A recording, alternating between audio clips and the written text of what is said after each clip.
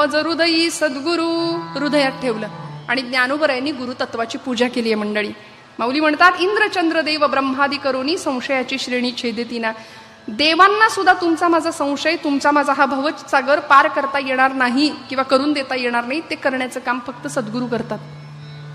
विठोबाला सुद्धा गुरु व्हावं लागतं. तेव्हा तो म्हणतो प्रमाणम भवाब्देरिदं मामकानां नितंब कराभ्याम धृतो येन तस्मा विधातुर्वसत्यै धृतो नाभिकोशः परब्रह्मलिंगं भजे पांडुरंगं परब्रह्मलिंगं भजे पांडुरंगं शरच्चंद्रबिंबाननं चारु. आपल्याला जायचंय पण झालंय काय माहितीये?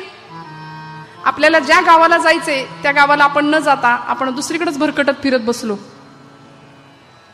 आणि मग आम्हाला सांगावं लागतं खरा होई जागा श्रद्धेसहित. कसा होशी त्यावेळ तू स्वामी भक्त कितीदा दिला बोल त्यांनीच हात नको डगमगू स्वामी देतील साथ. विभूती नमन नाम ध्यानादि तीर्थ स्वामीच या पंच प्राणामृतात. हे तीर्थ हे आठवीरे प्रचिती न सोडी कदा स्वामी जाघे हाती. निशंक हो निर्भय हो मनारे. प्रचंड स्वामी बळ आहे पाठीशी रे. ते आहेत समोर उभे. फक्त असं नाही, परमार्थ असू दे गुरुभक्ती असू दे आपल्याला प्रयत्न तर करावे लागतील. प्रपंच किंवा परमार्थ सगळ्यामध्ये प्रयत्न हा पहिला टप्पा आहे. तुम्ही जर असं म्हणाल असेल माझा हरी तर माणसाने एवढं लक्षात ठेवायचं हरी काही वेळा नाही. स्वामी आहेत पण आपण आधी एक पाऊल चालूया. मग 1% केला की पुढची 2 शून्य ठेवायला ते समर्थ आहेत. 100% ते करतील. पण आपण आधी सुरुवात तर केली पाहिजे. चांगल्या विचारांनी जगण्याला चांगल्या विवेकाच्या मार्गावर चालण्याकरता आपली सुरुवात झाली पाहिजे. आणि हे केल्यानंतर गुरुतत्वदर्शन गुरुतत्वाचा प्रसाद कृपाप्रसाद आपल्याला मिळणार आहे. अनेक उदाहरणं आहेत मंडळी आपल्या संत साहित्यामध्ये आपल्या परंपरेमध्ये. ब्रह्मचैतन्य गोंदवलेकर महाराजांनी 9व्या वर्षी घर सोडलंय. गुरुभक्ती करता सबंध भारत पालथा घातलाय महाराजांनी. आणि नांदेड जिल्ह्यामध्ये यवतमाळ जवळ असलेलं येहळगाव नावाचं गाव, त्या गावच्या तुकामाई नावाचे संत आहेत. त्यांचा शोध घेतला महाराजांनी. किती तितिक्षा किती त्रास सहन करावा लागतो गुरुची भेट होण्याकरता. आम्ही सहज म्हणतो आम्ही गुरु केला. गुरु करायचा नसतो, गुरु मिळायचा असतो. योग्य वेळ आली की तो शिष्याच्या जीवनामध्ये आपला प्रकाश टाकतो मंडळी. आम्ही अनुग्रह घेतो, माळ हातात असते, पण संशय आमचा जात नाही. मनामध्ये संशय आहे ना. मग एकदा अनुग्रह घेतलाय. एक जण गेला समर्थांकडे. तुकोबरायांकडून अनुग्रह घेतला होता आणि समर्थांकडे आला. समर्थांना म्हणाला महाराज अनुग्रह करा. समर्थ म्हणले एवढं सोपं असतं का रे अनुग्रह मिळणं? अनुग्रह करा म्हणाले. आधी कुणाकडून घेतलायस का? म्हणले हो घेतलाय, पण ते काही कामाचं नाही म्हणले मंत्र. हे आमचं असंच आहे. संशय विश्वास नाही. संशयात्मा विनश्यती भगवान गोपालकृष्ण सांगतात. संशयी माणूस स्वतःही सुखी होत नाही आणि जगालाही सुख लागू देत नाही. म्हणून विश्वास असावा. किती विश्वास? संतांची ये पायी हा माझा विश्वास, सर्व भावे दास झालो त्यांचा. आम्ही आरंभ शूर हा या न्यायाने आमची सुरुवात तर होते खरी.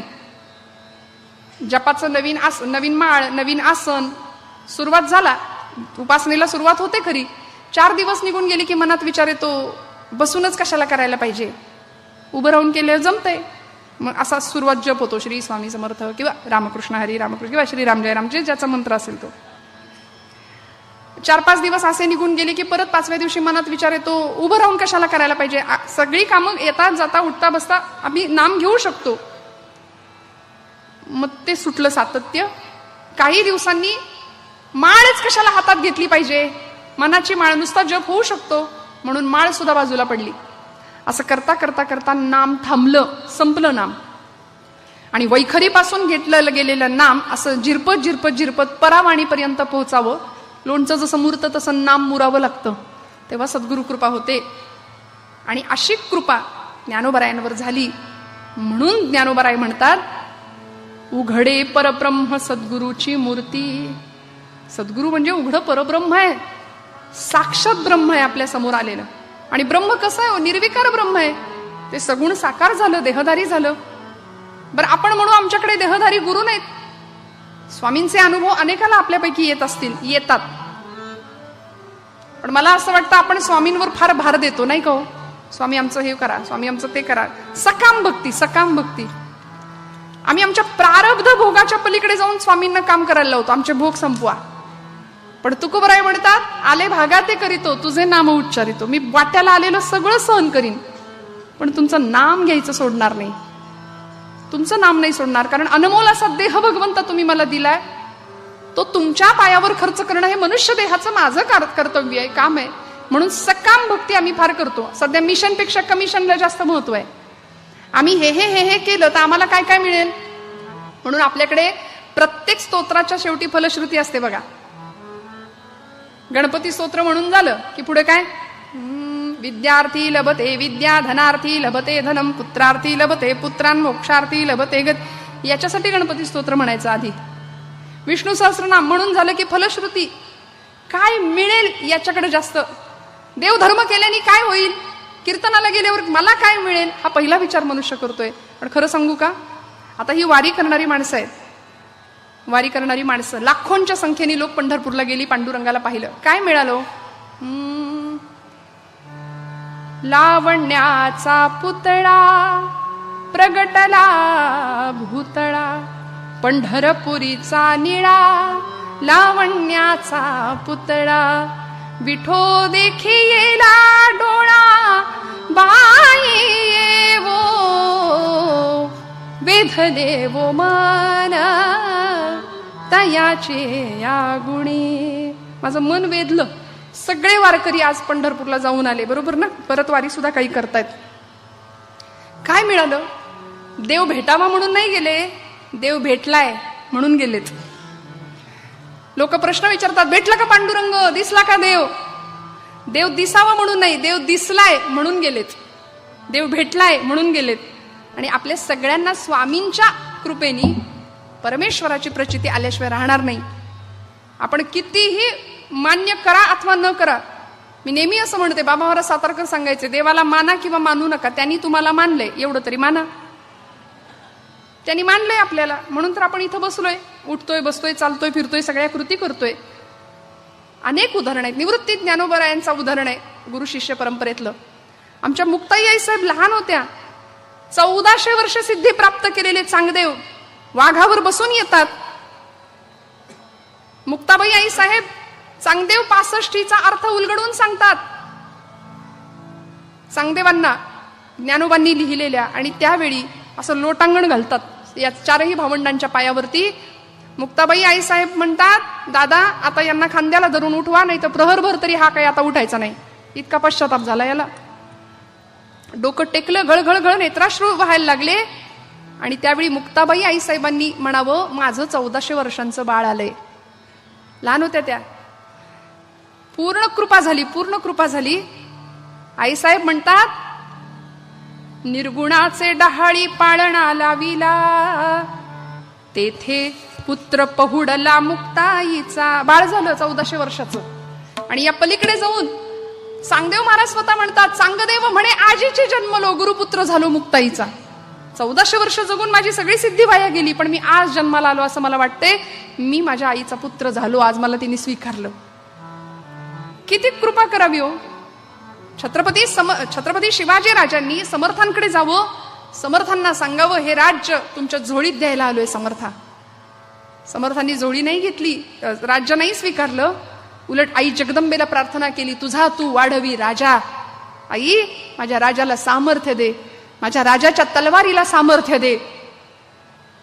आणि असा सामर्थ्य संपन्न राजा भूमीला मिळाला, या धरणी मातेला मिळाला, या हिंदू भूमीला मिळाला.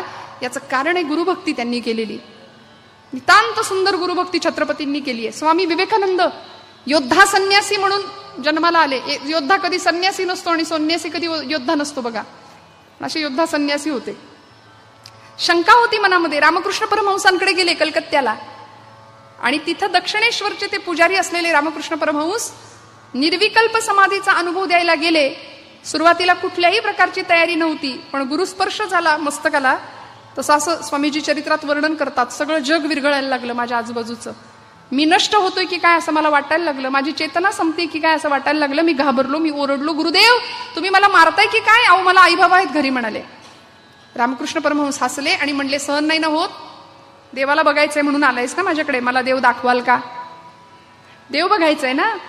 असा कसा दिसेल? सायकलवर बसलेल्या माणसाला विमानातल्या माणसाशी संवाद साधता येत नाही. तुला ती गती सापडावी लागेल, तुला तो वेग धारण करावा लागेल. म्हणून प्राथमिक साधनेपासून अवस्थेपासून योग, ध्यानधारणा, प्राणायाम, जपजाप्य, उपासना आणि अशा अलौकिक सिद्धी प्राप्त झाल्यानंतर निर्विकल्प समाधीचा अनुभव दिलाय. आणि मग रामकृष्णांची पूर्ण कृपा व्हावी. गुरुभक्ती, गुरुतत्व, गुरुमार्गदर्शन मिळाल्यानंतर होतं काय? मोक्ष संन्यास योगातला ज्ञानोबरायांनी जे गुरुदर्शन दिलं त्याच्यामध्ये गुरु तेथे ज्ञान, ज्ञानी आत्मदर्शन आणि दर्शनी समाधान आथी जैसे. किती सुंदर साखळी सांगितली बघा. गुरु तेथे ज्ञान, ज्ञानी आत्मदर्शन आणि आत्मदर्शनी समाधान. शेवटी मला सांगा आता परत तोच प्रश्न, सगळी धडपड आमची कशा करताय? समाधाना करताय. पण मिळतं का? नाही मिळत. बंगल्याला नाव दिलंय समाधान, आत गेल्यावर समाधानाचा लवलेश नाही. आहे का समाधान आमच्याकडे? सांगा बरं. आपण सगळी पुरुष मंडळी, माझ्यापेक्षा मोठी माणसं आहात. समाधान नाहीये. ज्या मुलाला लाडाकोडात वाढवलं, मोठं केलं, मोठा झाला आणि तोच 25 नंतर बापाला विचारतो काय केलं माझ्यासाठी? समाधान संपलं त्या क्षणाला, काही नाही राहत समाधान. म्हणून खरं समाधान प्रपंचात शोधायचंच नाही. संतांनी सांगितलं कुठं समाधान आहे? सदा नाम घोष करू हरिकथा तेणे सदा चित्ता समाधान. समाधान, समाधानाची श्रीमंती जर प्राप्त करायची असेल तर ती भगवत भक्तीमध्ये, ती गुरुभक्तीमध्ये, आणि ती या सगळ्या मार्गातच आहे. आणि असा मार्ग आम्हाला ज्ञानोबराय देतात. माऊली म्हणतात, ज्ञानदेव म्हणे गुरुचा मी दास, नेणे साधनास आन काही. मी माझ्या सद्गुरूंचं दास्यत्व पत्करलंय. निवृत्तीनाथांची किती सुंदर भक्ती करावी ज्ञानोबरायांनी. ब्रह्मगिरीची प्रदक्षिणा करत असताना निवृत्तीनाथांना गहिनीनाथांचा अनुग्रह झालाय. परंपरा केवढी मोठी आहे नाथ संप्रदायाची, सोपी नाहीये. माऊली स्वतः हरिपाठात सांगतात, आदिनाथ गुरु सकळ सिद्धांचा, मच्छिंद्र तयाचा मुख्य शिष्य. मच्छिंद्राने बोध गोरक्षासी केला, गोरक्ष वोळला गहिनी प्रती. गहिनी प्रसादे निवृत्ती दातार, ज्ञानदेव सार सुजविले. माऊली म्हणतात आमची परंपरा एवढी मोठी आहे, आदिनाथांपासून आलेली ही परंपरा आहे. त्यामुळे आम्ही नाथ संप्रदायाचे पाईक आहोत. आणि ही वारकरी संप्रदायाची मुलं खूप कमी दिसली संख्येने. तरुण मंडळी माझी खूप कमी आहेत. का?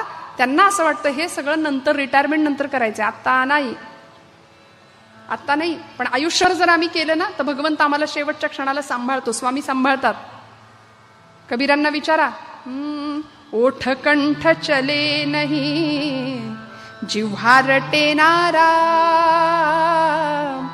राम हमारा जप करे हम बैठे आराम, कबीरा हम बैठे आराम.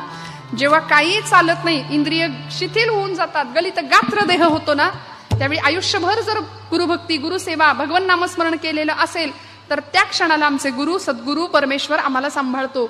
ओठ कंठ चले नाही, उठलेलं बसवत नाही, बसलेलं उठवत नाही, खाल्लेलं खाता येत नाही धड, नाही का? त्यावेळी जिव्हा रटे न राम म्हणता सुद्धा येत नाही, लांब म्हणतो आपण. लांब आले, लांब आले, लांब, मग तो लांबच जातो. असं नाही चालत.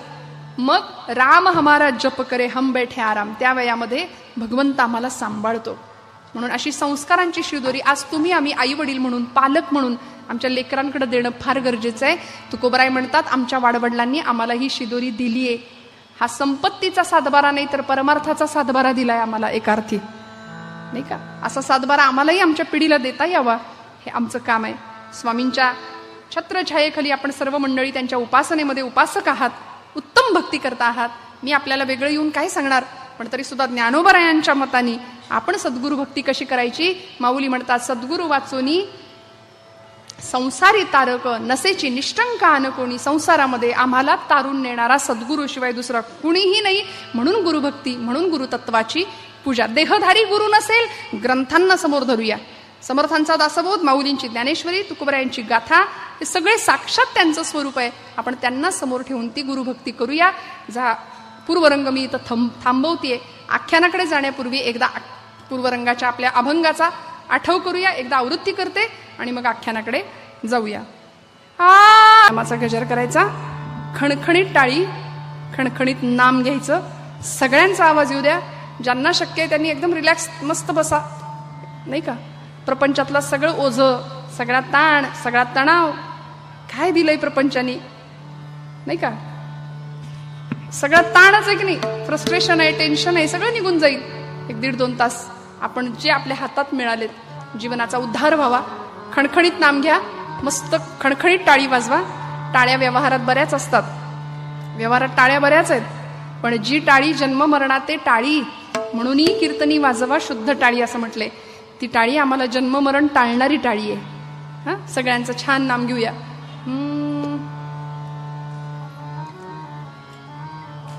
दिगंबरा दिगंबरा श्रीपाद वल्लभ दिगंबरा. सगळ्यांचा आवाजवर, हातवर, टाळी टाळी. हो दिगंबरा दिगंबरा श्रीपाद वल्लभ दिगंबरा. सगळ्यांचा आवाज.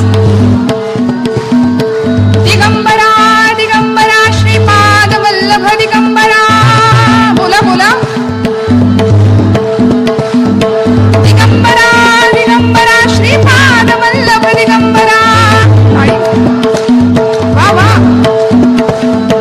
दिगंबरा दिगंबरा श्रीपाद वल्लभ दिगंबरा. दिगंबरा दिगंबरा श्रीपाद वल्लभ दिगंबरा. हो दिगंबरा दिगंबरा श्रीपाद वल्लभ दिगंबरा.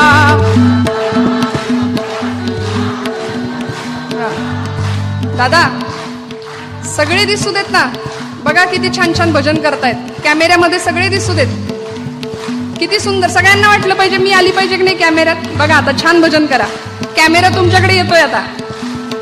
दिगंबरा दिगंबरा श्रीपाद वल्लभ दिगंबरा. टाळी टाळी. दिगंबरा दिगंबरा श्रीपाद वल्लभ दिगंबरा. ओ दिगंबरा दिगंबरा श्रीपाद वल्लभ दिगंबरा. दिगंबरा दिगंबरा श्रीपाद वल्लभ दिगंबरा. दिगंबरा दिगंबरा श्रीपाद वल्लभ दिगंबरा. दिगंबरा दिगंबरा श्रीपाद वल्लभ दिगंबरा. दिगंबरा दिगंबरा श्रीपाद वल्लभ दिगंबरा. दिगंबरा दिगंबरा श्रीपाद वल्लभ. काषाय वस्त्रं करकण्डधारिणं कमण्डलुं पद्मकरेण शङ्खं चक्रं गदाभूषितं भूषणाढ्यं श्रीपादराजं शरणं प्रपद्ये. दिगंबरा दिगंबरा श्रीपाद वल्लभ दिगंबरा. दिगंबरा दिगंबरा श्रीपाद वल्लभ दिगंबरा. दिगंबरा दिगंबरा श्रीपाद वल्लभ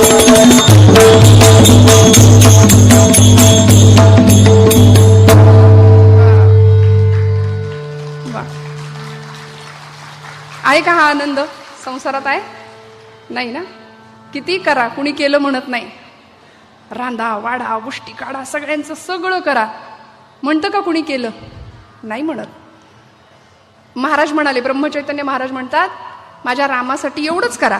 राम लक्षात ठेवतो, स्वामी लक्षात ठेवतात, नाही का. प्रपंच नाही लक्षात ठेवत. म्हणून भजन आणि भोजन, भोजनात जास्त रुची आहे आपल्याला, पण भोजन देहाची भूक भागवतं, भजन मनाची भूक भागवतं, आत्म्याची भूक भागवतं. त्यामुळे जीवनात भजनाला खूप महत्त्व असलं पाहिजे. माऊली हरिपाठामध्ये म्हणतात, भजे का त्वरित. कुणीतरी म्हणलं असं नाही, माऊली म्हणले भजे खा त्वरित भावनायुक्त. अयो म्हटलं हे काय, असा अर्थ नाही काढायचा याच्यातून. भजे का त्वरित भावनायुक्त. भावनायुक्त अंतःकरणाने आपल्याला भगवंताचं भजन करायचंय.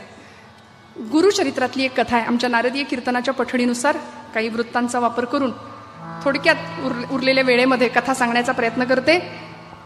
माझे सद्गुरू हरिभक्तीपरायण नारायणबुवा काणे गणेशवाडीकर, कीर्तनाचे गुरु माझे, त्यांनी हे आख्यान बांधलंय. गुरुचरित्रामध्ये आपण नेहमीची पारायणातली मंडळी आहात, गुरुचरित्राचं पारायण आपण करता. गुरुचरित्रामध्ये कृषिका जीवन दिधले अशा अर्थाची, अशा आशयाची एक ओवी आहे. गाणगापूरला दत्तप्रभूंचं वास्तव्य असताना एका शेतकऱ्यावर प्रभूंनी कृपा केली आहे. ती कृपा कशी केली, नेमकं काय घडलं, तो प्रसंग कथाभागात आपण ऐकूया. भगवान दत्तप्रभू किती अवतार आहेत दत्तात्रेयांचे.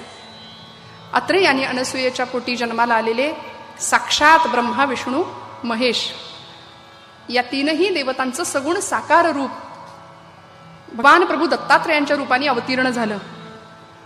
3 शिरे 6 हात तया माझा दंडवत, काखे झोळी पुढे श्वान नित्य जान्हवीचे स्मरण, असं प्रभू दत्तात्रेयांचं अवतरण प्राकट्य झालं. दत्तात्रेयांनी कुठल्या राक्षसाला मारलं?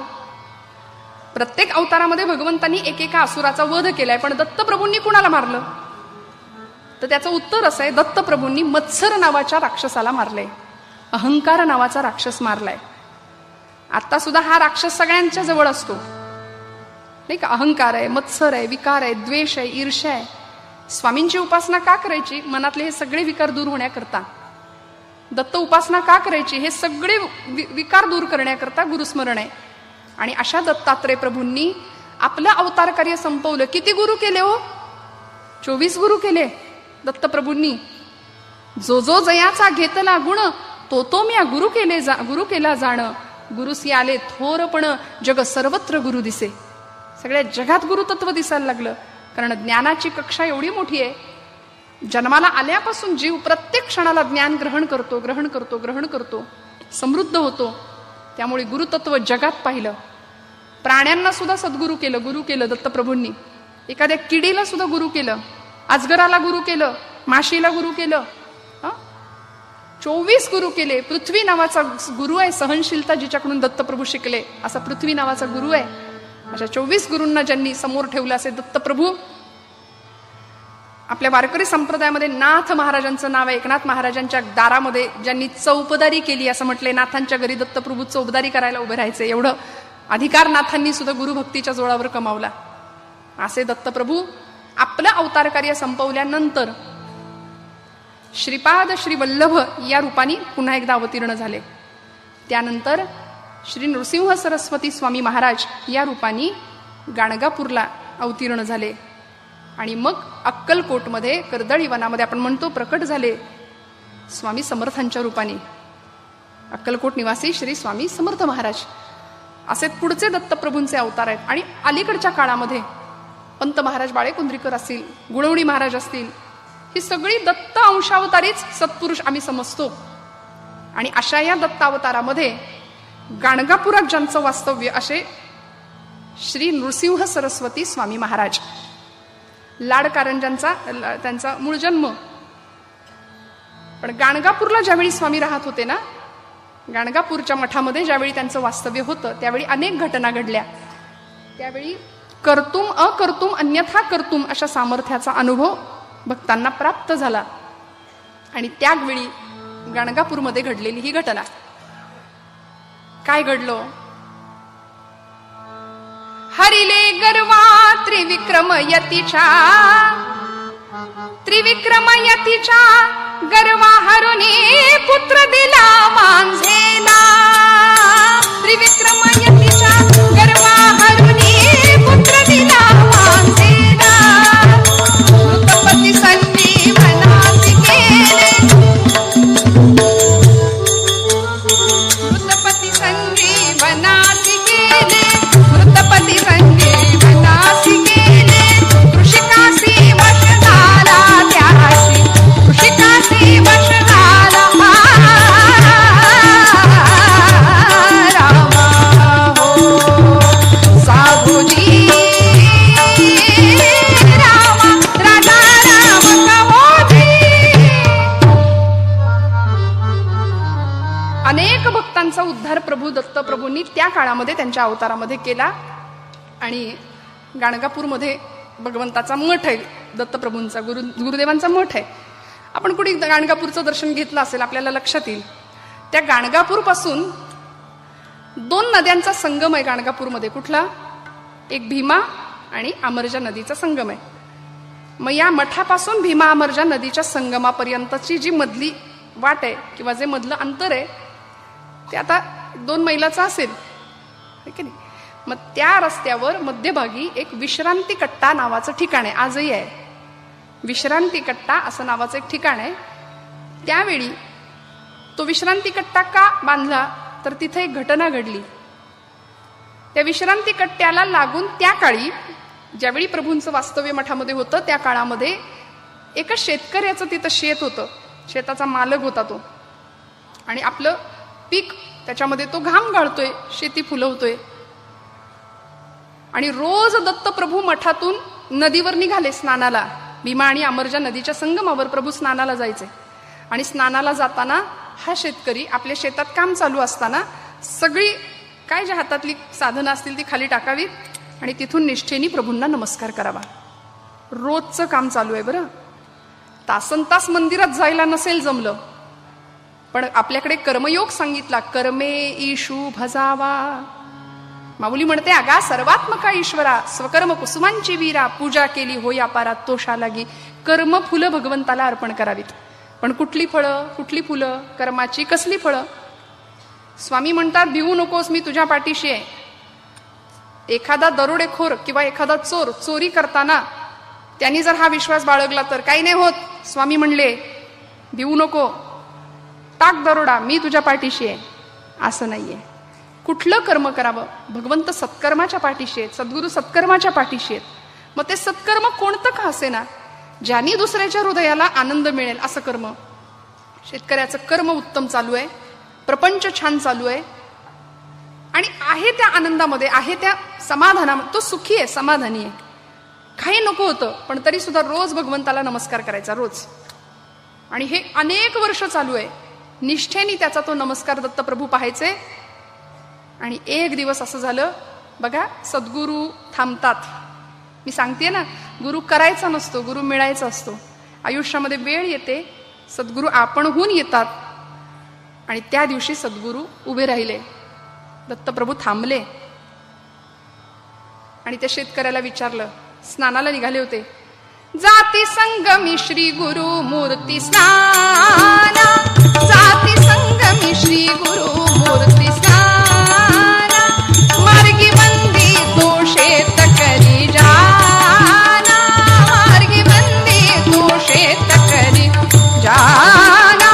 त्यास पुसती हो, त्यास पुसती श्री गुरु मूर्ती राणा, काय इच्छा मनी सांग थोर सारा, काय इच्छा मनी सांग थोर सारा, काय इच्छा मनी सांग थोर सारा.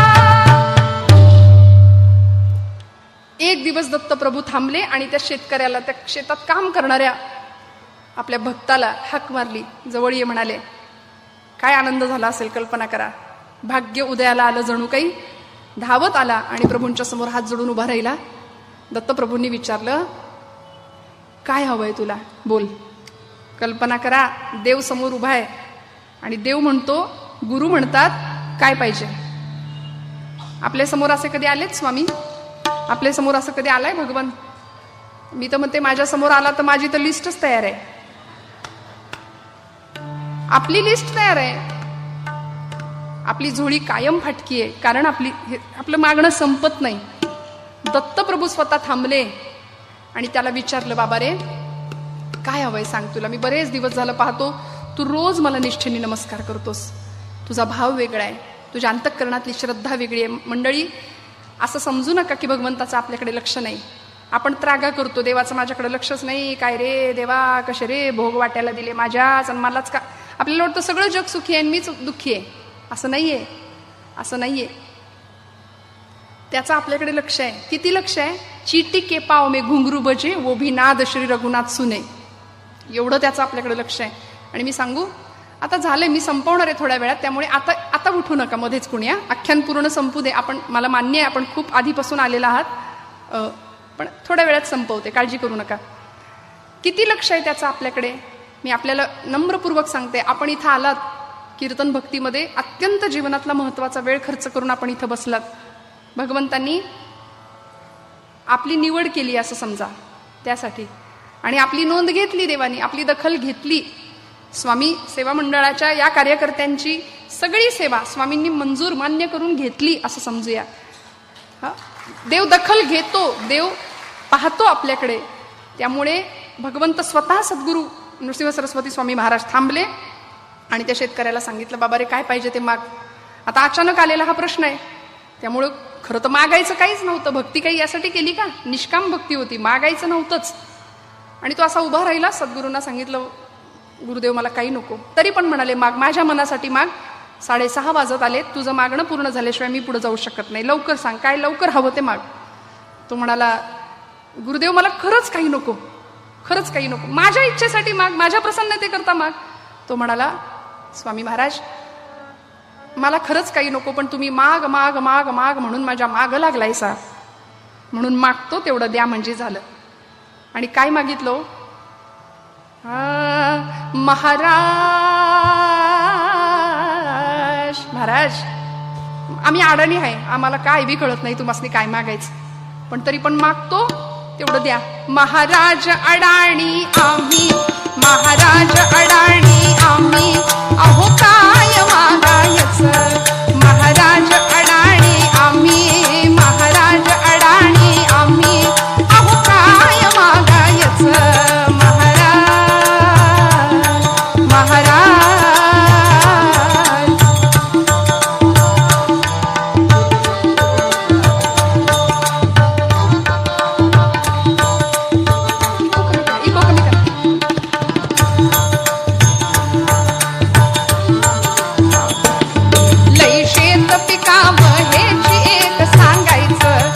शेत पिकावं हेची एक सांगायचं. जरी पिकले माझे शेत सांगतो वचना, देईन अन्न मी देवजना ब्राह्मणा. मागण मागण मागण झणी दावुनी दया पुरवायचं. लई शेत पिकावं हेची एक सांगायचं, लई शेत पिकावं हेची एक सांगायचं. महाराज अडाणी आम्ही, महाराज अडाणी आम्ही, अहो काय मागायचं, अहो काय मागायचं. महाराज नाही कळत आम्हाला काय मागायचं ते नाही कळत, एकदा तुम्ही सांगा कसं मागायचं असतं, काय मागायचं असतं. तुम्ही सांगशीला तेच मागून दुसरं नाही मागायचं म्हणला. महाराज म्हणाले, तुला हवं ते माग. त्यावेळी त्या शेतकऱ्यांनी, त्या शेताच्या मालकानी काय मागितलं ऐका. तो म्हणाला, स्वामी महाराज माझ्या शेतात भरपूर धान्य पिकतंय, मी घाम गाळतो, धान्य पिकतं पण पोटापुरतंच पिकतंय. मग माझी इच्छा आहे मला सुद्धा अन्नदान करायचंय, मला सुद्धा देवा ब्राह्मणांना दान करायचंय. मग असं करा, तुम्हाला जर द्यायचंच आहे ना तर माझ्या याच पिकावर भरपूर धान्य द्या, की जेणेकरून माझ्या कुटुंबाचं पोट भरून मी लोकांना देण्यातला आनंद घेईन. बघा मागायला सुद्धा कळावं लागतं. समोर जगाचा बाप आहे, त्याच्याकडं वाटेल ते मागता आलं असतं, वाटेल ते मागता आलं असतं. पण या शेतकऱ्याचा भाव पाहिला भगवंतांनी, दानाची इच्छा आहे म्हणून या पिकावर भरपूर धान्य द्या. स्वामी महाराज म्हणाले, चालेल, तुला हे दान मिळेल किंवा तुला हा प्रसाद मिळेल, पण हा पण आला की मोठी परीक्षा असते. बघा आयुष्यात सुद्धा आमच्या पण बराच असतो. सगळं छान आहे, सगळं छान आहे, अमुक आहे तमुक आहे, पण संसारामधला हा पण आहे ना, तो प्रत्येकाला त्रास देतो. आणि सद्गुरू परीक्षा पाहतात, परीक्षा पाहतात. आपल्याला सगळं मिळण्यामध्ये, समजा जर एखादी गोष्ट नाही मिळाली तर ते न मिळण्यामध्ये आपलं कल्याण आहे हे समजून जायचं. सांगितलं, पण बाबा मी स्नानाला निघालोय, तुला माहितीये परत येण्याची वेळ, कारण परत येण्याच्या आधी मी तिथं विश्रांती कट्ट्यावर थोडा वेळ विश्रांती घेतो. मग आता मी माघारी येण्याच्या आधी मधल्या वेळामध्ये तू एक काम करायचं. तो म्हणाला, हो तुम्ही म्हणाल ते काम करेल, तुम्ही सांगाल ते आज्ञा पालन करेल. तुझ्या शेतात आत्ता जे धान्य उभं आहे, ज्वारीची कणसं अशी शेतावर मस्त वाऱ्यावर डुलत होती हो, उभं राहिलेलं पीक, गुरुदेवांनी सांगावं आत्ता उभं असलेलं पीक कापून आडवं कर, सगळं पीक कापून आडवं कर, मी येण्याच्या आत हे काम पूर्ण कर. तो म्हणाला चालेल, निष्ठावंत होता. गुरुदेव निघून गेले आणि मधल्या वेळामध्ये त्यांनी शेत कापायला सुरुवात केली, उभं पीक कापायला आडवं करायला सुरुवात केली. काम 4 गडी कामाला सांगितले आणि हळूहळू ही बातमी पोहोचली त्यांच्या घरापर्यंत, सगळ्या गावात पोहोचली, गाणगापुरात, बायकोपर्यंत, म्हणजे ते गृहमंत्रीच की, त्यांच्यापर्यंत पोहोचली. आणि तिने आकांड तांडव करायला सुरुवात केली. कुणाची परवानगी घेतली? गावच्या पाटलाला जाग करायला गेली. पाटील पाटील, अहो यासनी कोण गुरु भेटलाय आणि त्या गुरुच्या नादी लागून माझ्यावर गुरु गुरु करतोय म्हणले. लवकर चला, शेतात चला, माझ्या धन्यानी उभं पीक कापायला सुरुवात केली आहे, लवकर चला आणि त्याला समज द्या तेवढी. गुरु नवे हा महाभयंकर, घातक अमुचा जाणा,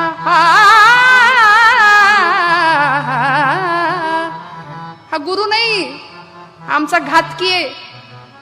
ढोंग करून या जगा फसविणे, ऐसा यांचा बाणा.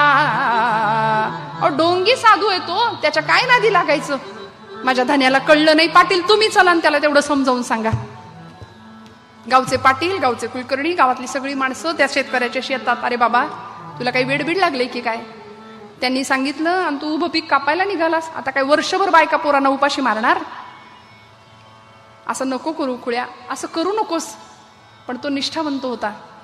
त्यांनी गावच्या पाटलाला सांगितलं, पाटील माझी माझ्या गुरुदेवांवर नितांत श्रद्धा आहे, ते जे सांगतील ते मी करीन, फक्त तुम्हाला काही त्रास करून घेऊ नका. पाटील संतापले, म्हणले यावर्षी दरवर्षीपेक्षा दुप्पट सारा तू द्यायचा, गाव जमा करायचा. पाटील शेतकरी म्हणाला दुप्पटच काय, विश्वास होता, तशीच जर येळ आली तर 10पट सारा तुम्हाला देईन. झालं, निघून गेले सगळे माघारी. आता वेळ संपत आली होती, सद्गुरू माघारी येण्याची वेळ जवळ आली होती. वेळेत पीक कापून आडवं करायचं होतं म्हणून 4 गडी कामाला सांगितले, बायकोला पण कामाला लावली, इथं थांब, सगळं पीक कापायचं, सद्गुरू येणार आहेत माझे, त्यांची आज्ञा आहे. आणि उभी कणसं वाऱ्यावर डोलत होती, ते सगळं धान्य आडवं करायला सुरुवात झाली, सगळं पीक. आणि नामस्मरण करत करत दिगंबरा दिगंबरा श्रीपाद वल्लभ, दिगंबरा दिगंबरा दिगंबरा श्रीपाद वल्लभ, ओ दिगंबरा दिगंबरा श्रीपाद. सगळं पीक कापून काही क्षणात आडवं करून टाकलं आणि गुरूंची वाट बघत उभा आहे, गुरूंची वाट बघत उभा आहे. भगवंता स्वामी सद्गुरू लवकर या, गुरुदेवा लवकर या, आपण सांगितलेली आज्ञा मी पालन केली आहे, आपण सांगितलेलं सगळं पीक आडवं करून ठेवलंय, तुम्ही या आणि एकदा बघा. म्हणून असं बांधावर उभा आहे आणि गुरुदेवांची आळवणी करतोय. प्रणवातीता प्रेमवर्धना,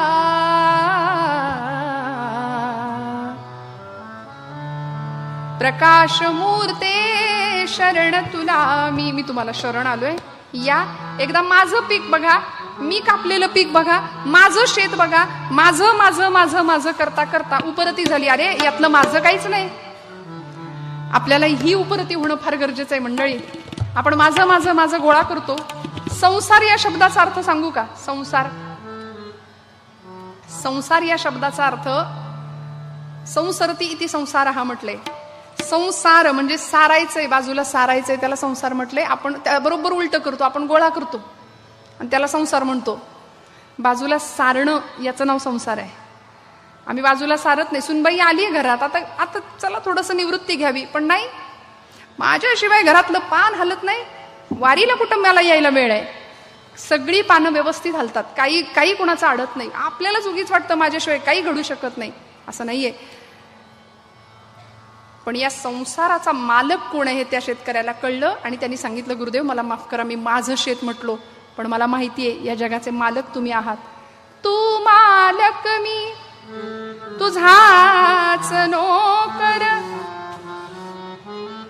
तू मालक मी तुझाच नोकर, तव सेवेसी झिजोत हे कर. सेवेतुनिया प्रगटो सुंदर, विशाल भक्ती मळा. प्रकाश मूर्ते शरण तुला मी, प्रकाश मूर्ते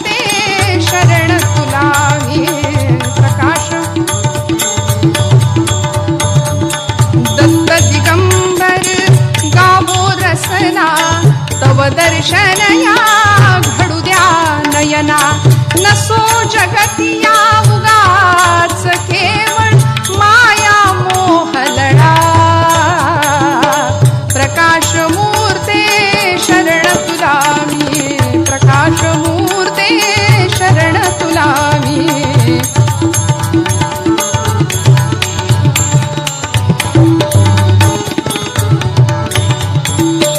तू आई मी तुझे लेकरू, तू आई मी तुझे लेकरू, दत्ता मज तू दूर नको करू. तू आई मी.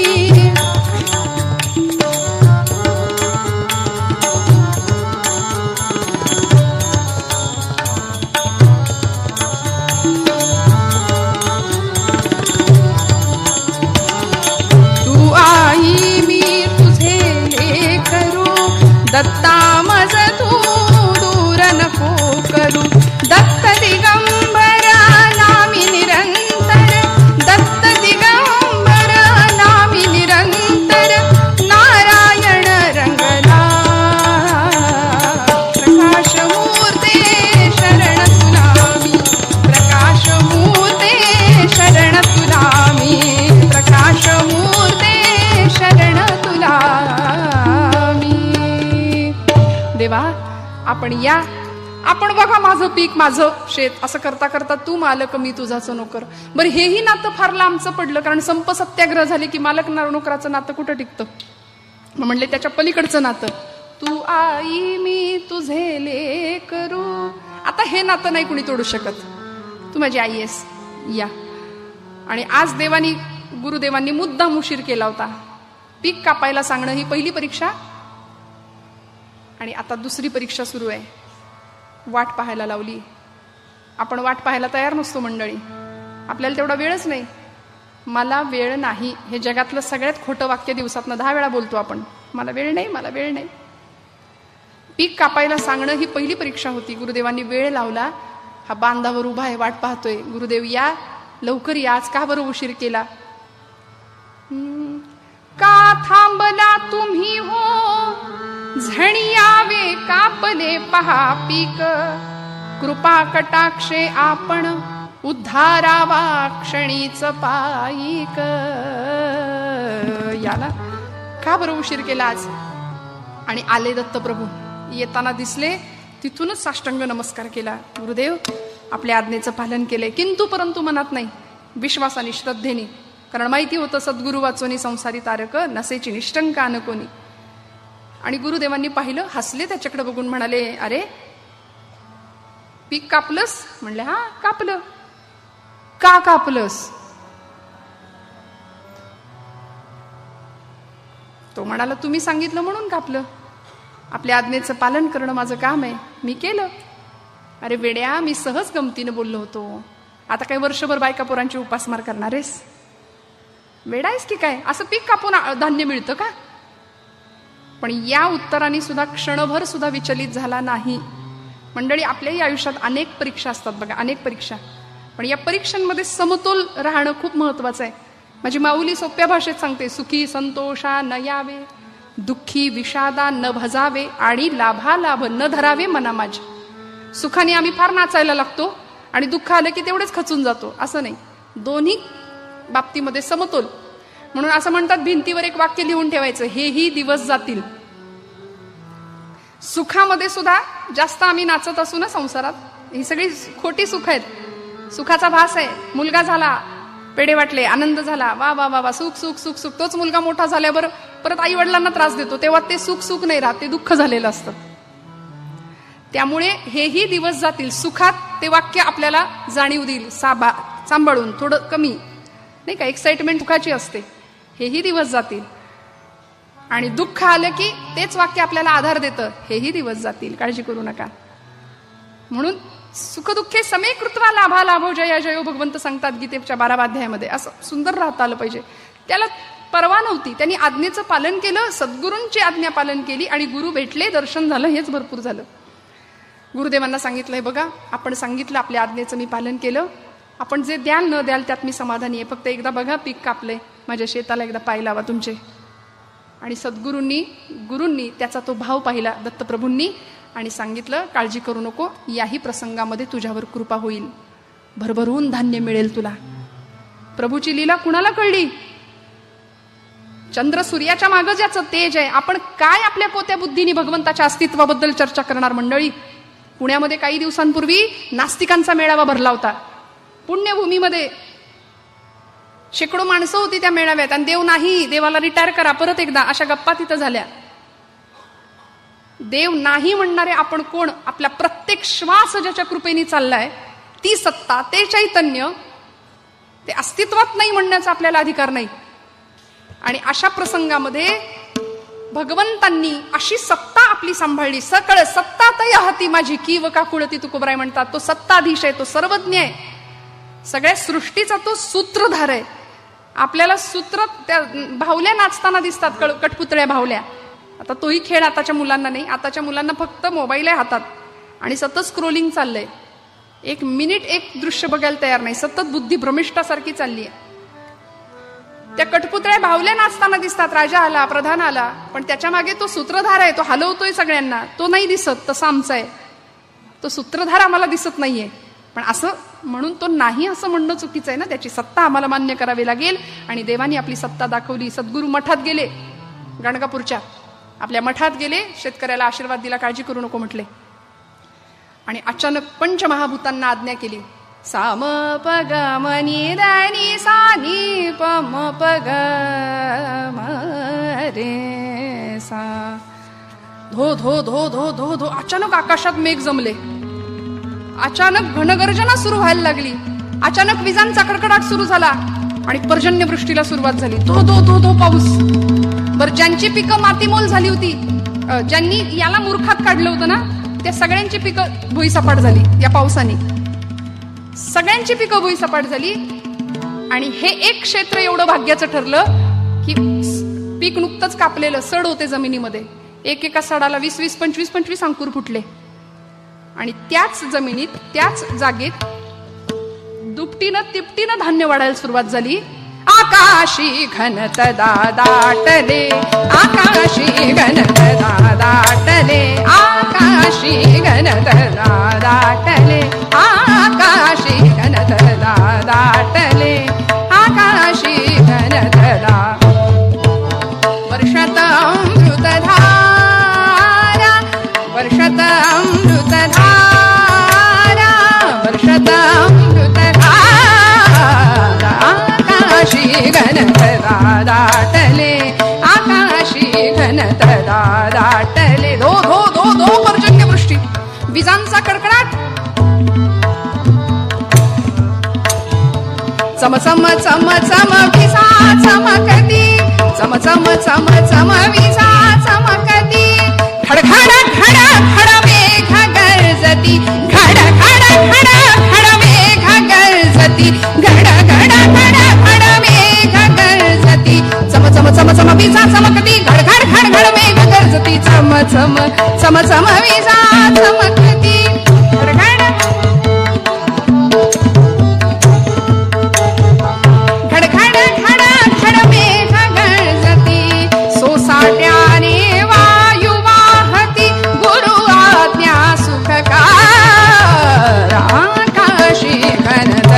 दाटले, आकाशी घनत दाटले, आकाशी घन, आकाशी घन, आकाशी घनत दाटले.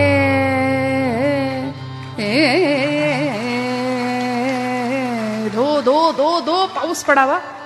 सगळी पिकं मातीमोल झाली. हे एक क्षेत्र एवढं भाग्याचं ठरलं. आणि दिवसामागून दिवस गेले. पीक जोमानं वाढायला लागलं. आणि ते वाढणारं पीक बघून सगळ्या गावाला आश्चर्य वाटलं.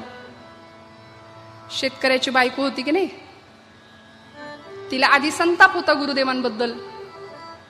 डोळ्यात लाली होती, आता लाली गेली आणि लीला दिसली देवाची. आणि तिने सगळ्या बायकांना गोळा करावं आणि सांगावं, बघा तरी आमचं पीक बघा, आमचं शेत बघा, गुरूंची काय कृपा असते. पिके होती सुंदर आली, भगवंताची गुरूंची एवढी मोठी कृपा झाली की ते मातीमोल झालेलं क्षेत्र बाकीच्यांचं, आणि हे क्षेत्र एवढं भाग्याचं ठरलं. पिके होती सुंदर आली परिपर्जन्ये, भूमी लोळली अगणित हानी, तदा जाहली गुरुनिंदा ही फळास आली.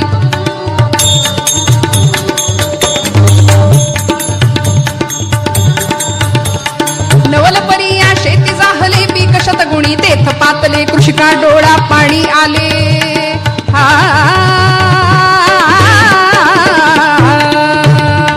कृषिका डोळा पाणी आले, पाहुनी पत्नी वचना बोले. कृषिका डोळा पाणी आले, पाहुनी पत्नी वचना बोले. काय सांगू बायानो, सगळ्या बायकांना गोळा केलं. कृषिका डोळा पाणी आले, पाहुनी पत्नी वचना बोले. म्हणते जाऊ चला मठाला, म्हणते जाऊ चला मठाला, श्री गुरु चरणी ठेवू भाला. पूजा करुनी आशीर्वाद घेऊन नांदू सुखी संपदा, येऊन ते पूजिते श्री गुरु आशीर्वाद त्या देती. येऊन ते पूजिते श्री गुरु आशीर्वाद त्या देती. सगळेजण सगळ्यांना गोळा केलं तिने. चला चला चला मठाला चला म्हणली. गुरुदेवांना बघायचं, भेटायचं. एवढं मोठं धान्य आमचं उभं राहिलं, एवढं पीक सुंदर उभं राहिलं. सगळ्यांची पिकं मातीमोल झाली. गुरुचरित्रातली ही कथा आहे.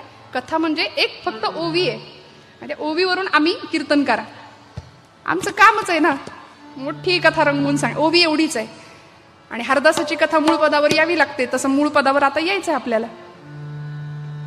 मी जर ओवी सांगितली तर झालं कीर्तन, मग एका मिनिटात होईल की कीर्तन, नाही का. तर त्या प्रसंगामध्ये ही सगळी पिकं जी मातीमोल झाली होती ना, त्यांना पश्चाताप झाला सगळ्यांना. आपण गुरूंची निंदा केली, गुरुनिंदा केली, फळ मिळालं त्याचं.